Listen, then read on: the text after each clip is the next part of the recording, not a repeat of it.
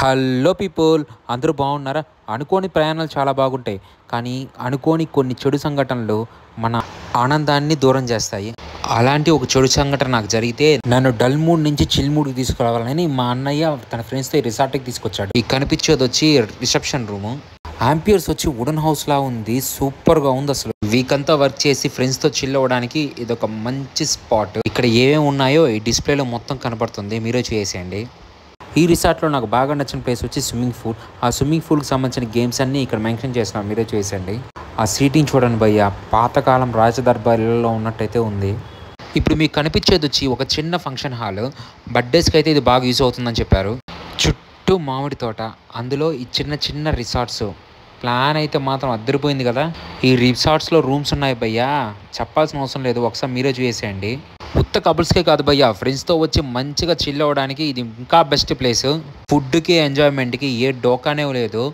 ఈ room cost వచ్చి per డేకి 2000 రూపీస్. మంచి ఈవినింగ్ టైం కపుల్స్ బయట కూర్చొని కబుర్లు చెప్పుకోవడానికి మంచి ప్లేస్. సింగిల్ గా అయితే ఫ్రెండ్స్తో కూర్చొని హ్యాపీగా చిట్ చాట్ చేసుకోవచ్చు. ఇక్కడున్న ప్రతి ఒక్క రూమ్ వచ్చి ఒకే విధంగా అయితే కన్స్ట్రక్ట్ చేస్తున్నారు.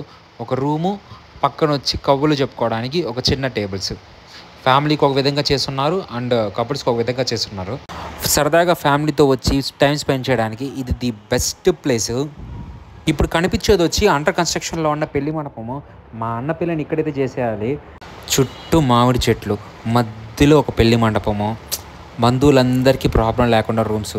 మా అన్న పెళ్ళి ఇక్కడ కాకపోతే ఇంకెక్కడ చేస్తామో. ఇక్కడ రెస్టారెంట్ కూడా ఉంది భయ్య. మీరు రూమ్లో కూర్చొని ఆర్డర్ ఇచ్చారంటే వీళ్ళే ప్రిపేర్ చేసి తీసుకొస్తాడు. ఒకసారి రెస్టారెంట్కి వెళ్ళిపోతాం రండి. రెస్టారెంట్ ఆంపియర్స్ వచ్చి అదిరిపోయింది కదా భయ్య. ఈవెన్ టాప్ కూడా బాగుంది. ఇక్కడ చిన్నపిల్లలకి ఆడుకోవడానికి కూడా ఒక సెపరేట్ లొకేషన్ ఉంది అండ్ దాన్ని నీట్గా మెయింటైన్ చేస్తూ ఉన్నారు.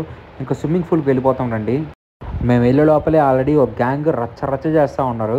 ఈ పిల్లలేమో 9th క్లాస్, బట్ కాలేజ్లో మేము వేసిన కోతి వేషాల కంటే డబల్ వేస్తూ ఉన్నారు.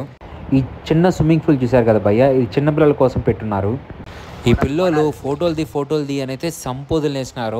ఈ పిల్లోడు ధృవ సినిమా ఎక్కువ చూశాడు అనుకుంటా, ఆ రేంజ్లో ఫోటో షాట్స్ కావాలన్నా అని చెప్పి అడిగినాడు.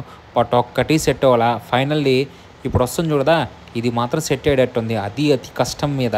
నా కెమెరా స్కిల్స్ చాలా వరస్ట్గా ఉంటాయని నాకు తెలుసు, కానీ ఏదో ట్రై చేసా. ఎలా ఉందో మీరు కమెంట్ చేసేయండి. అతి కష్టం మీద ఫైనల్లీ స్విమ్ చేద్దామని అయితే దిగిపోయాను. ఇప్పుడు కనిపిస్తుందేమో మా విజయ్ బ్రో ఈత నేర్చుకోవాలని చెప్పి ఫైనల్గా నేర్చుకునేసాడు.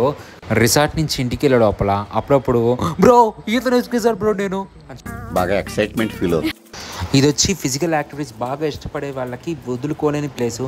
ఒకప్పుడు ఇది చాలా ఈజీగా చేసేవాడిని, బట్ యాక్సిడెంట్ అయిన తర్వాత బాగా కష్టపడుతున్నా. Really I miss my old version. రెస్టారెంట్లోనే కాదు భయ్య, మామిడి చెట్ల మధ్య కూర్చొని తినడానికి ఇది ఇంకొక ప్లేసు. నా చిన్నప్పుడు వనభోజనాలు అనేసి అందరం కలిసి చెట్ల మధ్య కూర్చొని భోంచేసే వాళ్ళము. ఈ ప్లేస్ చూసిన తర్వాత నాకు ఇది ఒక్కసారి గుర్తు చేసి ఏది ఏమైనా ఇది ఎంజాయ్మెంట్కి మంచి place. Please like, share and subscribe to PY Mythicals.